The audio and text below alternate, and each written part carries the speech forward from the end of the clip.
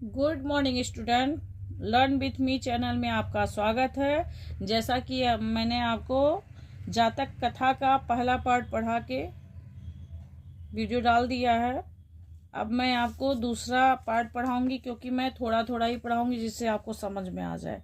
तो ये जातक कथा का मैं दूसरा पार्ट पढ़ा रही हूँ, जिसमें है आप ऐसे पढ़ेंगे। अथैकः शकुनी सर्वेषां मध्यादाश ग्रहणार्थम त्रिकृत्व अश्रावयत् ततः एकः काकः उत्थाय तिष्ठ तावत् अस्य एतस्मिन् राज्याभिषेक काले एवं रूपं मुखं क्रुद्धस्य च कीदृशं भविष्यति।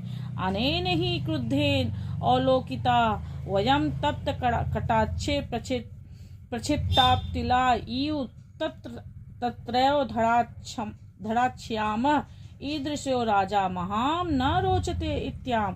कहने का मतलब है अथैके शकुनी सर्वेशाम, मतलब कहने का मतलब तत्पश्चात एक पक्षी, शकुनी मतलब एक पक्षी ने, सर्वेशाम यानी सभी के मध्यादाश ग्रहणार्थ, सभी के मध्य में ग्रहणार्थ कृत्यम अश्यावतम जानने के लिए 3 बार सुनाया।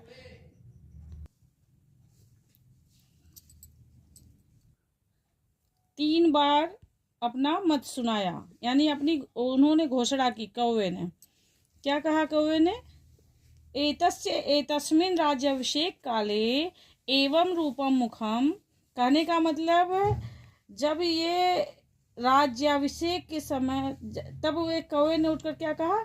जरा ठहरो, इस राज्याभिषेक के समय जब इसका मुख इस तरह है तो क्रुद्धश्च च कीदृशं भविष्यति, यानी जब ये हम पर क्रोध करेगा तो इसका मुख कैसा होगा। अनेन ही क्रुद्धेन अवलोकिता, यानी इस जब यह क्रुद्ध होकर हमें देखेगा तो हम क्या हो जाएंगे। बहुत अच्छा ये बताया है।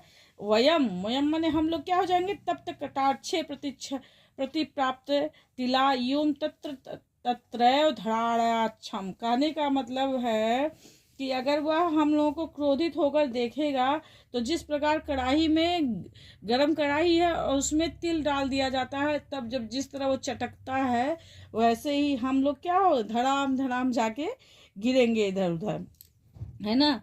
तो फिर क्या कह रहा वो? ईदृशो राजा महाना रोचते, मतलब इस तरह का राजा मुझे तो नहीं भाता है ना, नहीं रोचते मुझे, इस तरह का राजा मुझे अच्छा नहीं लगता। ऐसा कहता हुआ वो चला जाता है वहां से। फिर क्या होता है? अब इसमें आपको एक श्लोक देखिए। ना मे रोचते भद्रम वम उलुकस्याभिषेचनम अक्रुद्धस्य मुखम पश्य कथम क्रुद्धो भविष्यति, यानी कि यहाँ ये श्लोक में रहेगा आपका। जैसे 7 नंबर का श्लोक आएगा, 7 नंबर का गद्य आएगा, तो ये श्लोक भी आ सकता है आपको। ये इम्पोर्टेंट है, काफ़ी इम्पोर्टेंट है, तो इसको भी आप देख लीजिएगा और सही से देख के जाइएगा। ना में रोचते भद्रम, मतलब क्या कह रहा है? कह रहा है कि यह कहकर वह कि तुम्हारा उल्लू का राज्याभिषेक मुझे अच्छा नहीं लगता। रोचना माने अच्छा नहीं लगना, है ना। अक्रुद्धस्य मुखम पश्य, यानी इस क्रोधहीन का मुख तो देखो।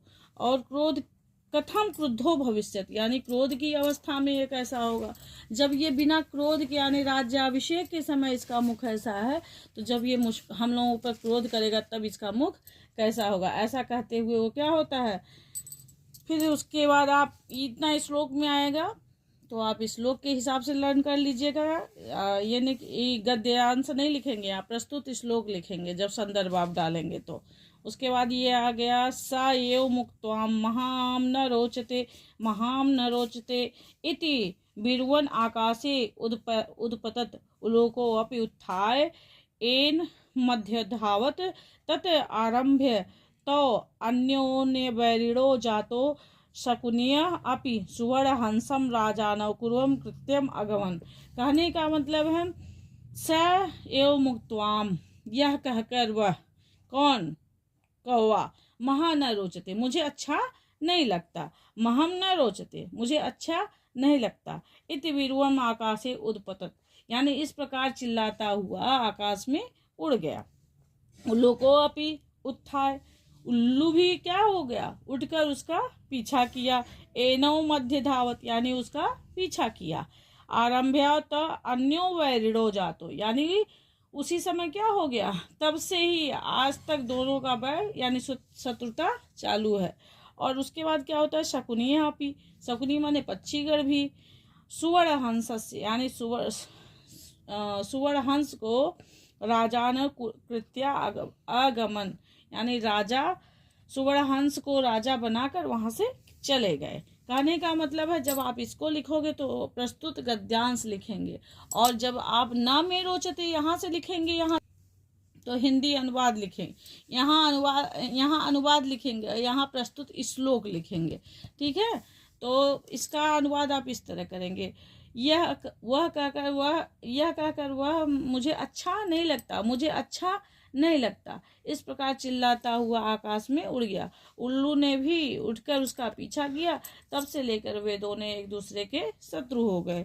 पक्षी भी सुवर्ण हंस को राजा बनाकर क्या किए, वहां से चले गए। इस प्रकार आपका उल्लू जातकम समाप्त होता है। इसमें एक और है नृत्य जातकम, जो कि हम अलग वीडियो इसका बनाएंगे। और ये है उल्लू जातकम, इसका हमने 2 वीडियो बनाया क्योंकि